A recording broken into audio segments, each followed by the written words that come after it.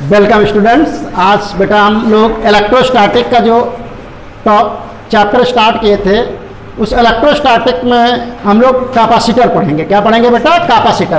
क्या हमें पढ़ना है? Capacitor.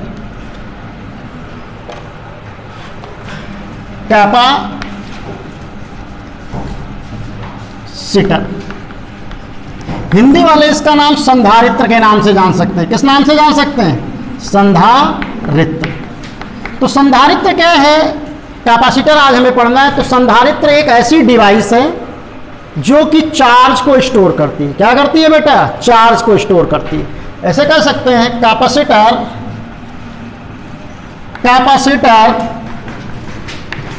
Is a device that store electric charge.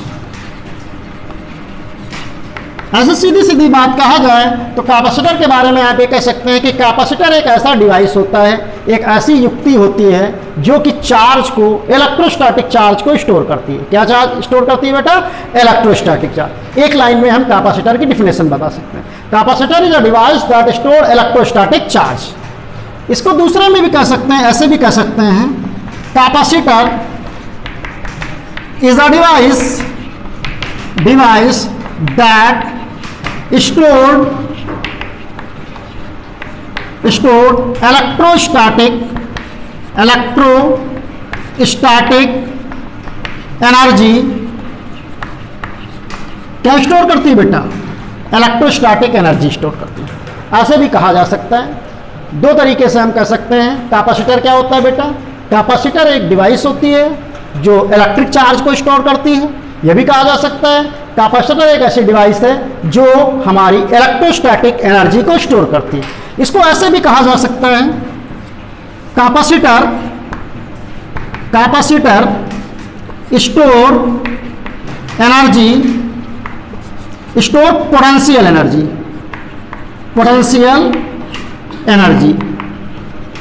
कौन सी एनर्जी स्टोर करती है बेटा? Potential energy. और वो भी कौन सी? Electrostatic potential energy. कौन सी एनर्जी? Electrostatic potential energy. तो कैपेसिटर की जो अगर एक लाइन में आपसे डिफिनेशन पूछी जाए तो आप सिंपली यही डिस्क्राइब कर सकते हैं capacitor is a device that store charge, या capacitor is a device that store electrostatic energy. Capacitor is a device that store electrostatic potential energy. अब कैपेसिटर में होता क्या है? हिंदी मीडियम वाले ऐसे कह सकते हैं संधारित्र एक ऐसी युक्ति है जो वैद्युत आवेश को संचित करती है। क्या करती है? वैद्युत आवेश को संचित करती है। दूसरा बात कहें तो कैपेसिटर होता क्या है बेटा? कैपेसिटर में दो प्लेट्स होती हैं। कितनी प्लेट होती हैं? दो प्लेट्स होती हैं। कैपेसिटर में कितनी प्लेट होती है बेटा? दो कंडक्टिंग प्लेट होती है। दो कंडक्टिंग प्लेट, एक प्लेट P1 होती है और एक प्लेट बेटा कौन सी होती है? P2 प्लेट होती है। कैपेसिटर में दो कंडक्टिंग प्लेट होती हैं, चालक प्लेट्स होती हैं P1 और P2, जो कि वेरी स्मॉल डिस्टेंस पे प्लेस्ड होती हैं। क्या होती है बेटा? वेरी स्मॉल डिस्टेंस पे प्लेस्ड होती हैं। कैपेसिटर एक ऐसा डिवाइस है जिसमें दो प्लेट्स होती हैं, कंडक्टर की, चालक की प्लेट होती है, एक प्लेट P1 एक प्लेट P2, और जो एक वेरी स्मॉल डिस्टेंस पे क्या रहती हैं? वेरी स्मॉल डिस्टेंस पे प्लेस्ड होती हैं। और इन दोनों प्लेटों के बीच में एक मीडियम होता है। क्या होता है बेटा? एक मीडियम। वो मीडियम आपका एयर भी हो सकता है और आपका कोई अनदर मीडियम या डाइलेक्ट्रिक मीडियम रखा जा सकता है। क्या रखा जा सकता है बेटा? डाइलेक्ट्रिक। इधर लिख देता हूं मैं, डाइलेक्ट्रिक मीडियम होता है। कैसा मीडियम होता है बेटा? तो अच्छा, ये दो प्लेट किसी भी शेप की होती है। यहां पे तुमको जो प्लेट दिखाई दे रही है वो पैरेलल प्लेट दिखाई दे रही है।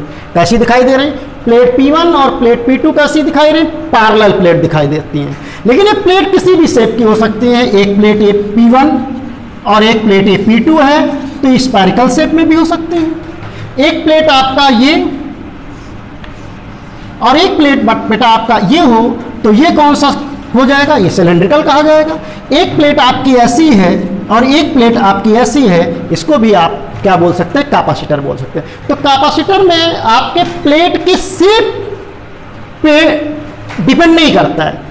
कैपेसिटर में क्या होता है कि कैपेसिटर में बेटा दो प्लेट्स होती हैं, एक प्लेट P1 और एक प्लेट P2 होती है, जो वेरी स्मॉल डिस्टेंस पे प्लेस्ड होनी चाहिए, और इन दोनों प्लेटों के बीच में कोई ना कोई मीडियम होता है, और वो मीडियम क्या होना चाहिए, या तो एयर होनी चाहिए, या कोई डाइलेक्ट्रिक मीडियम या इंसुलेटिंग मीडियम होना चाहिए। क्या होना चाहिए बेटा, डाइलेक्ट्रिक मीडियम या insulating medium. Insulating medium, insulating medium का क्या मतलब होता है बेटा, नॉन कंडक्टिंग, जिसमें करंट हमारी पास ना करे। तो एयर में भी करंट पास नहीं करती है इलेक्ट्रिक करंट, और हमारा जो आपका कोई भी डाइलेक्ट्रिक मीडियम है उसमें करंट पास नहीं करती। तो जो कैपेसिटर का इंट्रोडक्टरी पार्ट हम कहें कि कैपेसिटर क्या है, तो आप सीधी सीधी एक बात कह सकते हैं, capacitor is a device that store electrostatic energy. आप इस तरह भी कह सकते हैं, capacitor is a device that store electric charge. It consist two metal plate, two conducting plate P1 and P2, which is placed at a very small distance, and a dielectric medium or air placed between them. Hindi में कहा जा सकता है तो कहेंगे कि संधारित्र एक ऐसी युक्ति होती है जो कि आवेश को संचित करती है। संधारित्र में दो प्लेटें होती हैं, चालक की दो प्लेटें होती हैं जो बहुत ही अल्प दूरी पर व्यवस्थित होती हैं, और उनके बीच में जो माध्यम होता है वो वायु या कोई भी डाइलेक्ट्रिक मीडियम रखा जा सकता है। इंग्लिश मीडियम वाले क्या कहेंगे, इंग्लिश मीडियम वाले कह सकते हैं capacitor is a device that stored electric charge which consist to plates placed at a very small distance. The medium between the plates is air or any other dielectric medium. Okay students, तो ये capacitor के बारे में introductory part है। क्या है बेटा, introductory part. Introductory part का क्या मतलब होता है, जैसे आप किसी मोबाइल के शॉप पे जाओ, मोबाइल खरीदने जाओते हो, मान लो मोबाइल खरीदते हो Redmi Note 9 Pro Max, तो बताएगा इसमें 64 GB कैमरा है, 128 GB इसकी रैम है, 6 GB रोम है, और इसका फ्रंट कैमरा इतना है, और इसका सेंसर। तो उसी तरह उसके बारे में वो बताते हैं पूरा ज्ञान। जब कोई शर्ट खरीदने जाओगे तो कहोगे ये भैया कॉटन का बना हुआ है, इसको जब रात में पहनोगे चमकेगा, दिन में पहनोगे तो दूसरे टाइप का इसमें साइन आएगा। ऐसे ऐसे लोग बोलते नहीं बोलते बेटा, जब ऐसे ऐसे बोलते हैं तो किसी तरह कैपेसिटर के बारे में हम थोड़ा इंट्रोडक्शन दे रहे हैं। कैपेसिटर क्या है, कैपेसिटर एक ऐसा डिवाइस है, भाई हमको कैपेसिटर बेचना है तो बताना नहीं पड़ेगा कैपेसिटर क्या है, उसमें क्या लगा होता है, उसके बीच में क्या भरा होता है, थोड़ा मैंने उसके बारे में इंट्रोडक्शन दिया है। तो कैपेसिटर का इंट्रोडक्शन, चार्ज को स्टोर करता है, दो प्लेटें होती हैं, बहुत ही अल्प दूरी पे रखी होती हैं, वेरी स्मॉल डिस्टेंस पे अरेंज होते हैं, और उनके बीच में कोई डाइलेक्ट्रिक मीडियम एयर या अनदर इंसुलेटिंग मीडियम भरा हुआ होता है।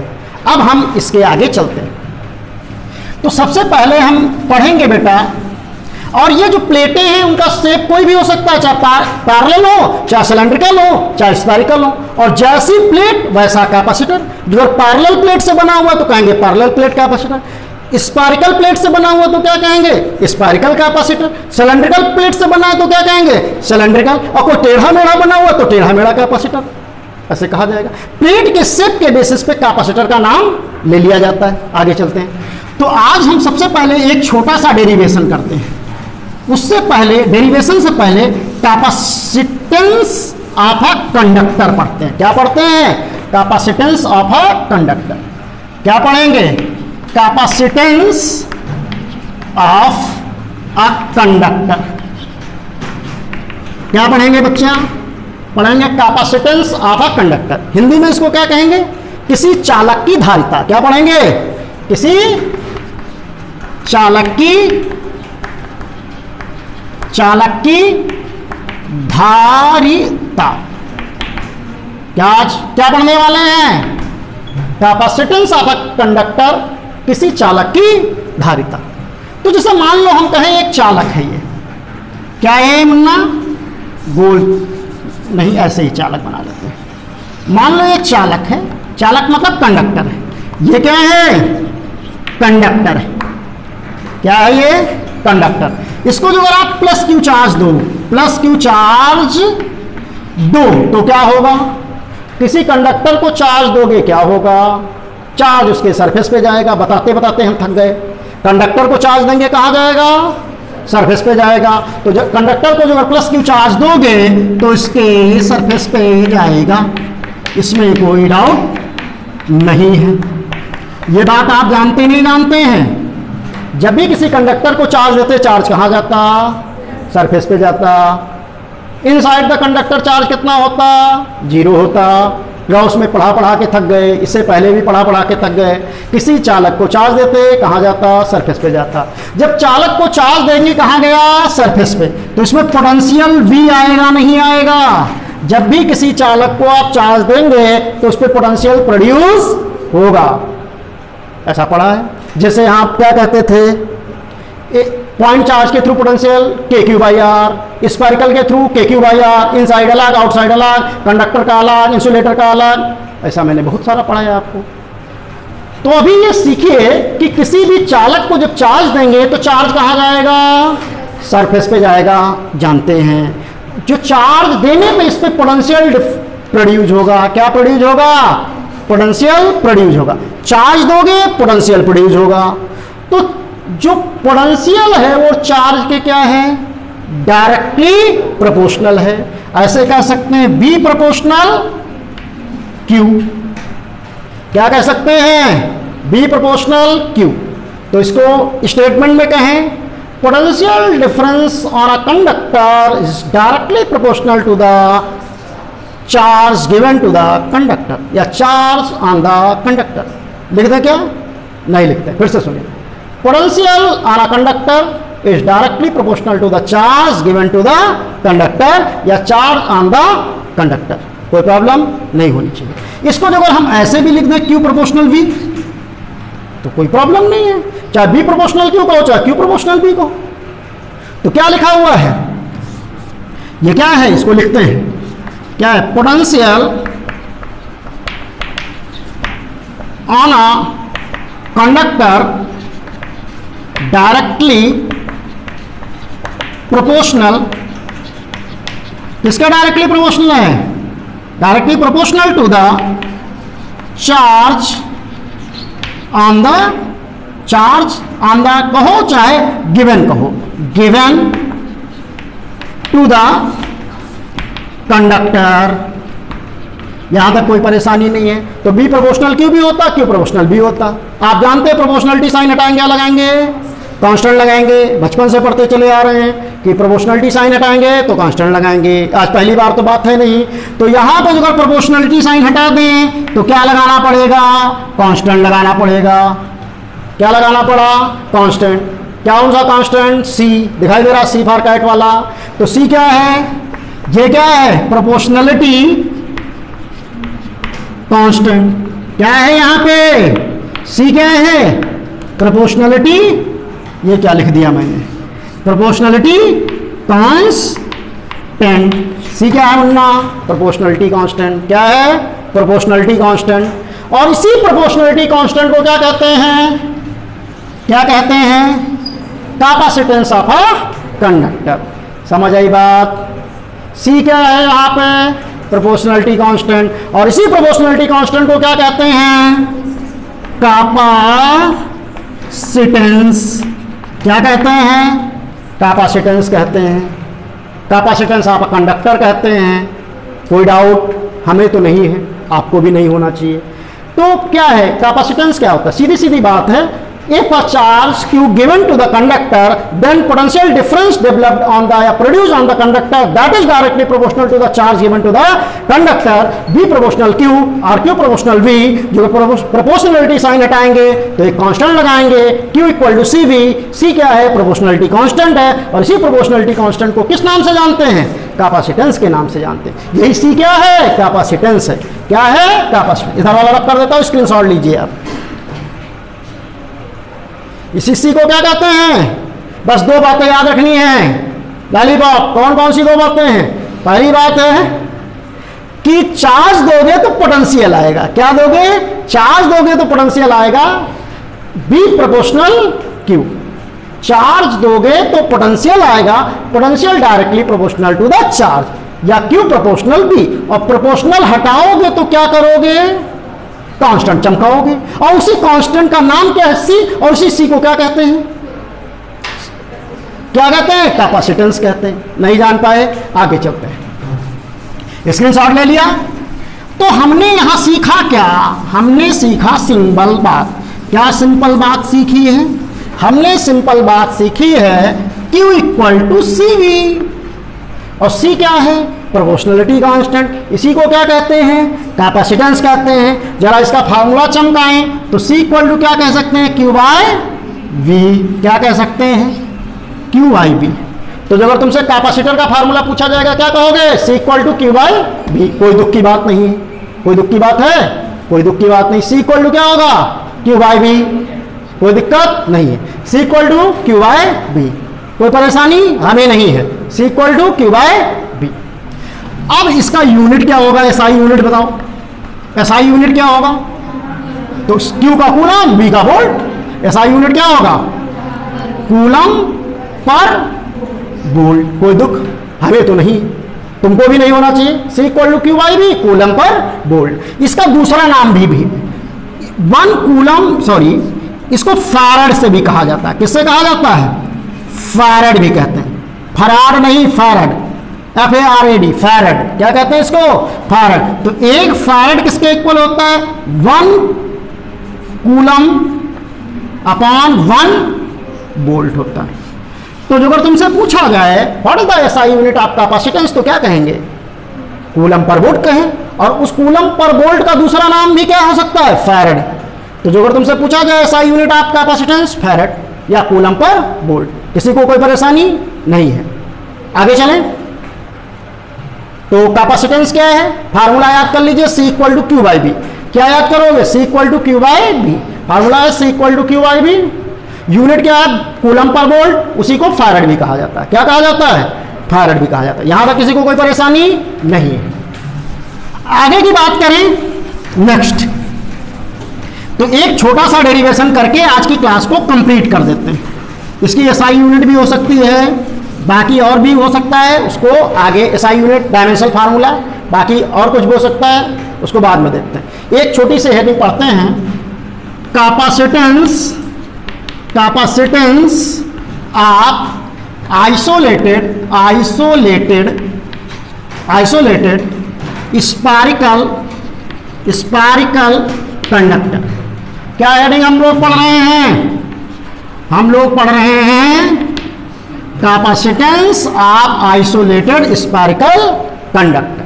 क्या पढ़ रहे हैं, कैपेसिटेंस। कैपेसिटेंस क्या होता है, C equal to Q by B। Unit क्या होती है, कूलम पर वोल्ट, उसका दूसरा नाम क्या है, फैराड है। V प्रोपोर्शनल किसके होता है, Q प्रोपोर्शनल क्या होता है, V। प्रोपोर्शनलिटी साइन हटाएंगे, C लगाएंगे, सीधी सीधी बातें। C equal to Q by B। अब हम क्या पढ़ रहे हैं, capacitance of isolated spherical conductor. किसका कैपेसिटेंस निकाल रहे हैं, spherical isolated spherical conductor. Isolated का क्या मतलब होता है, पहले इसको बताओ। आइसोलेटेड का मतलब होता है अलग थलग, जिसको देश निकाला दे दिया जाता है, उसी को आइसोलेटेड कहते हैं। जैसे क्लास में आप लोगों के साथ ऐसा कभी हुआ होगा, 100 बच्चे पढ़ रहे हैं, उसमें एक बच्चे को बाहर भगा देते, चलो खड़े होकर भाग। तो जब उसको बाहर भगा दिया जाता है तो उसको क्लास से क्या कर दिया गया है, आइसोलेट किया गया है। ये इंग्लिश का वर्ड है, आइसोलेट का मतलब होता है बाहर भगा देना, वो उसका दूसरों से उसको अलग कर देना, इसी को आइसोलेटेड कहा जाता है। तो आइसोलेटेड का तो सिंपल मीनिंग है बाहर, अलग करना, सिस्टम से बाहर कर देना, कोई बात। स्फेरिकल का मतलब तो जानते हैं, गोल ला स्फेरिकल, और कंडक्टर का मतलब चालक। तो मान लेता हूं कि एक स्फेरिकल कंडक्टर है। क्या है, एक आइसोलेटेड स्फेरिकल कंडक्टर है, कोई दुख हमें नहीं है। ये क्या है, एक आइसोलेटेड स्फेरिकल कंडक्टर है, जिसकी रेडियस कितनी ले लेता हूं, R ले लेता हूं। क्या ले लिया, ये बोर्ड में है डेरिवेशन, कंपटीशन में भी है डेरिवेशन। ऐसे कह देता हूं, लेट अस कंसीडर, क्या कंसीडर है, आइसोलेटेड, एन होना चाहिए, an isolated spherical conductor of radius, कितनी रेडियस, स्मॉल आर नहीं है, capital R. Capital R given, कितना given? Given to charge, given to charge plus Q. क्या लेटेस्ट कंसीडर किया है? Let us consider isolated spherical conductor of radius capital R given to charge plus Q. अब conductor है, charge दोगे कहां जाएगा charge? तो उसके सरफेस पे जाएगा। दे दनादन दे दनादन दे दनादन दे दनादन दे दनादन, चार्ज गया इसके सरफेस पे, कोई दुख नहीं है। कंडक्टर को चार्ज दोगे सरफेस पे जाएगा। अब चार्ज तुमने दिया क्यू, तो इस पर कितना पोटेंशियल आएगा? Potential V। पोटेंशियल कितना आएगा? पोटेंशियल आपको फार्मूला पढ़ाया था, potential on a conducting sphere, तो उसका फार्मूला आपको याद होगा। पोटेंशियल कितना आएगा इस पे? इस पे पोटेंशियल जो अगर कैलकुलेट करें, पोटेंशियल वाले चैप्टर में पढ़ाया था। क्या पढ़ाया था? पोटेंशियल ऑन स्फेरिकल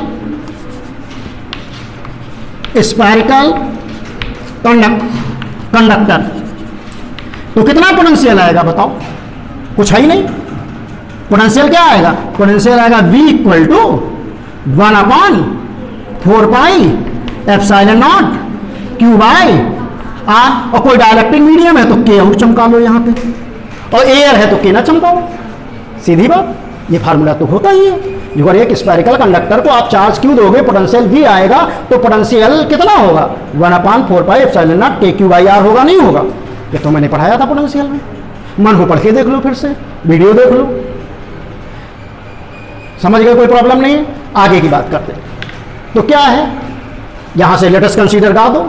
हिंदी वाले क्या कहेंगे? माना कि एक गोलाकार चालक है, बिलगत गोलीय चालक है, जिसकी त्रिज्या कैपिटल R है, उसको प्लस क्यू चार्ज दिया जा रहा है, जिसके कारण उस पर पोटेंशियल V जो उत्पन्न होता है उसकी value K V equal to 1/4 epsilon naught KQ by R है। इसका स्क्रीनशॉट लो।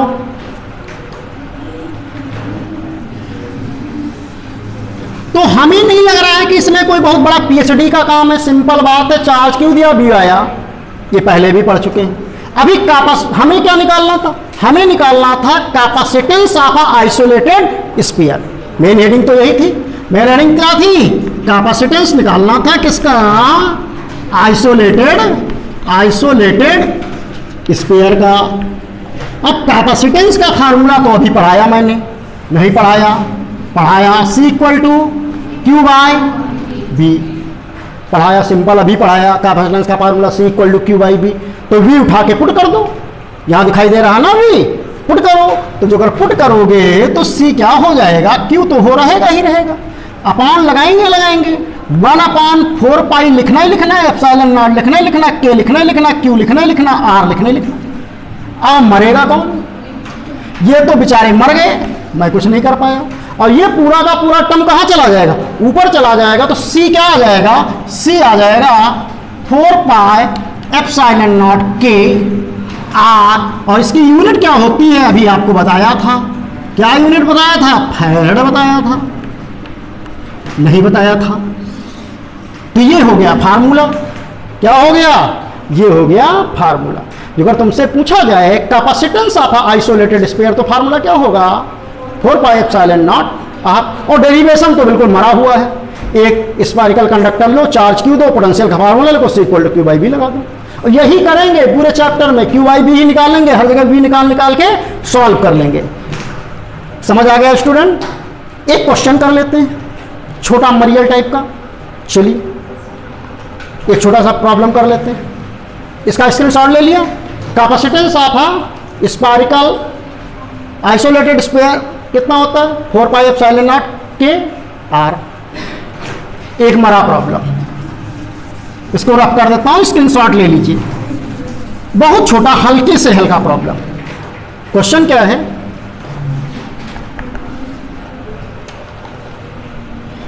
टेन माइक्रोकूलम, फिर से लिखता हूं, 10 microcoulomb charge given to a conductor 100 volt potential developed on it. Find value of capacitance. इससे हल्का प्रॉब्लम क्या हो सकता है? कोई भी नहीं हो सकता। तो कैपेसिटेंस निकालने का क्या फार्मूला होता? मरियल problem, C equal to Q by V. C equal to Q by V, Q तो दिया है आपको 10 माइक्रोकूलम। 10 माइक्रोकूलम को कूलम बनाएंगे कितना लिखेंगे? 10 की पावर माइनस 6। और वोल्टेज कितना है? वोल्टेज है 100 वोल्ट, तो 100 लिखेंगे, सॉल्व कर लेंगे, कितना आ जाएगा? C इक्वल हो जाएगा 10 इंटू 10 की पावर माइनस 8। और यूनिट क्या बताई है? फैरेड बताई है। क्या बताई है? फैरेड लिख देंगे, F लिख देंगे। कोई दुख हमें तो नहीं है। अब इसके आगे की क्लास बेटा कल प्रोसीड करेंगे, आज की क्लास हम कंप्लीट कर देते हैं। आज बस आपको इतना पढ़ना है कि कैपेसिटर क्या होता है, कैपेसिटेंस क्या होता है, और आइसोलेटेड स्पेयर का कैपेसिटेंस क्या होता है। ओके, थैंक यू स्टूडेंट्स, नमस्कार।